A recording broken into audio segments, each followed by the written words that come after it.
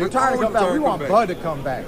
We want Bud back. Bud, I never got Crawford. I never got Spence. We want Bud, bro. So that's the fight you want? If anybody's going to come back, you want to pull a card, you want to do a reversey on Uno or something, we got to get Bud back. You know what I'm saying? What up, what up, what up? It's your boy, back again. Marlo Knows Basketball and Marlo Knows Boxing. Back at y'all with another one. Coming to y'all this Sunday morning after another great night of boxing. We might have seen the end. We might have just seen the end of Keith Thurman last night, ladies and gentlemen. Keith Thurman was thoroughly dominated and annihilated by Sebastian Fundora. Sebastian Fundora, in the first round of that fight, within the first couple of minutes, landed a huge straight left, which rocked Keith Thurman, and it was all downhill from there. Sebastian Fundora was able to keep the distance and land whatever he wanted that entire night. Uppercuts, right hooks, right straights, left straights, just bomb after bomb until Keith Thurman's face looked like it'd been through a meat grinder. And you could see Sebastian Fundora was just having fun in there. You know, Keith Thurman really was disrespecting this man. And throughout the lead up to this fight was calling out Bud Crawford, calling out Canelo, calling out Errol Spence, completely overlooking his opponent, talking about other guys and future fights and how he's back. No, Keith. No, Keith. You're not that guy anymore. You aged yourself out with inactivity, and it might be a grand closing of a career. And Keith Thurman has nobody else to blame but himself. Once upon a time, Keith one-time Thurman was the number one guy at 147, the welterweight division, which is the glamour division of boxing. The top three, the big three at the time, was Keith Thurman, Shawn Porter, and Danny Garcia. And Keith Thurman proved that he was the best of those three in 2016, 2017. In 2016, of course, he beat up Shawn Porter, a convincing win, very convincing win, and he was at the top of his game. After beating up Shawn Porter, he then beat up Danny Garcia, which led no doubt in 2017 that Keith Thurman was the man. He was the man at the welterweight division. But Keith Thurman got lazy, and he felt like since he was on top, he had nothing else left to prove. Not realizing that there was an Errol Spence coming up, in which he refused to fight, and a Bud Crawford who was coming up, in which he made excuses. And these guys were better than Danny Garcia and Shawn Porter. Yes, Keith, you had more to prove. But instead, Keith Thurman sits out for a whole 2 years. After beating Danny Garcia in 2017, Keith Thurman didn't fight again until 2019 when he came back. And instead of getting in there with who everybody wanted to see him fight, which was Errol Spence, he comes back and fights a tune-up fight against Jose Cito Lopez. And you can see that the layoff and inactivity for him sitting out for 2 years from 2017 to 2019 really affected him. Jose Cito Lopez is a C-level fighter at best, and Keith Thurman struggled in this fight. He was rocked, almost got knocked out. He really had a tough time with what many would consider to be a journeyman and Jose Cito Lopez, an elite fighter, a fighter who's been at the top of the 147-pound division like Keith Thurman was, shouldn't have had such a tough time with a guy like Jose Cito Lopez. And then after struggling with the journeyman and Jose Cito Lopez barely getting a split decision victory, he then fights Manny Pacquiao, gets rocked, dropped, and loses to a 40-year-old Manny Pacquiao. 40-year-old. He was supposed to retire Manny Pacquiao, but instead he gave Manny Pacquiao resurgence.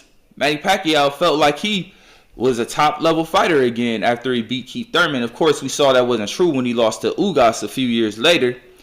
But you would think that after such a poor performance in those two fights, you would think that Keith Thurman would pick it up and realize that the inactivity is hurting him and that he needs to consistently be in the ring to be at a top level. So does he say, all right, well, I'm going to quit with the inactivity and we're going to fight at least 1 or 2 times a year? No. After losing to Manny Pacquiao in 2019, Keith Thurman doesn't fight again until 2022 when he comes back and fights Mario Barrios, who is coming off of a knockout loss against Tank Davis.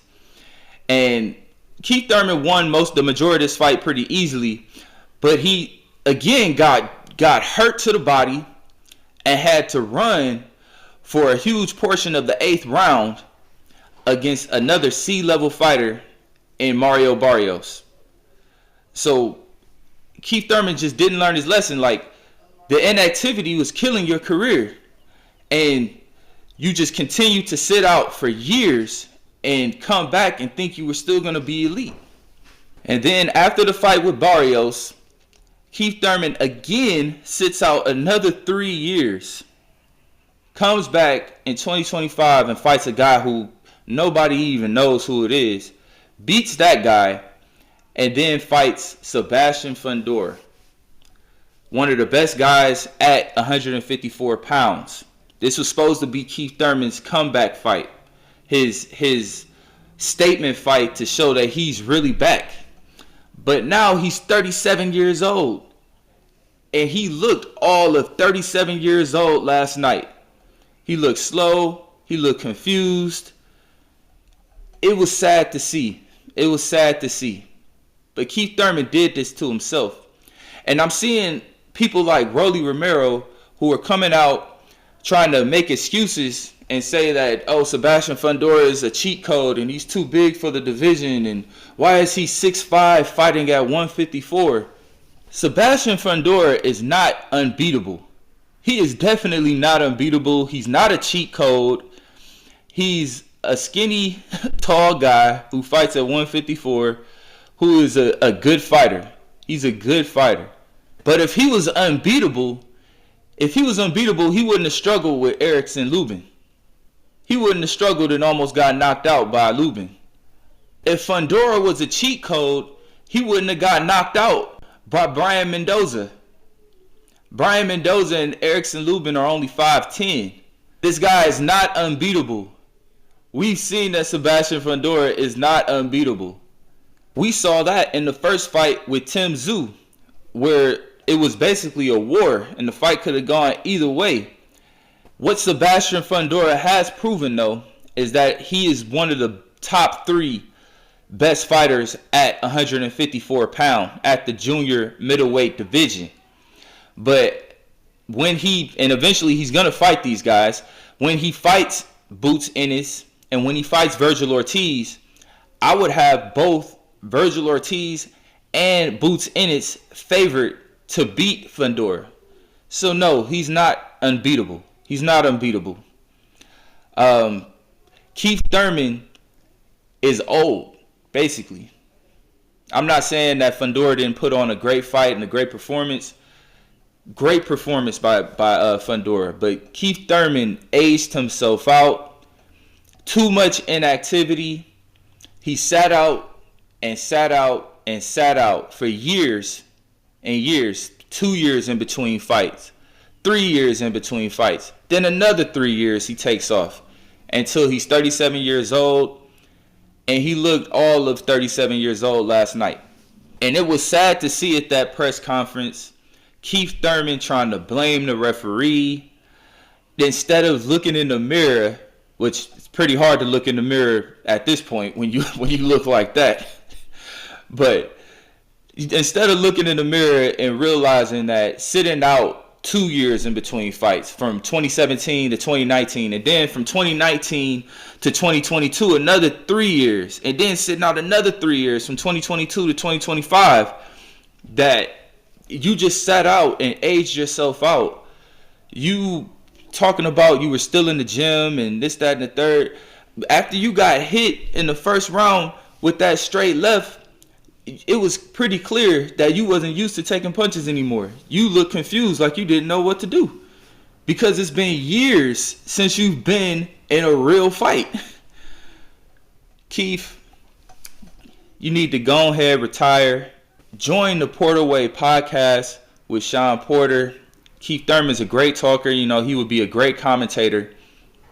But it's over, man. It's over. Grand opening, grand closing. And Keith Thurman, for such a great talent that he was, an elite fighter that he was in 2017, if he would have kept fighting, man, who knows what kind of amazing career he could have had. But he just chose to sit out and sit out and sit out.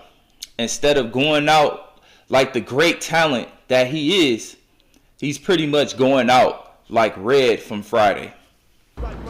How you at? Oh, it's cool. Damn! Put your glasses back on.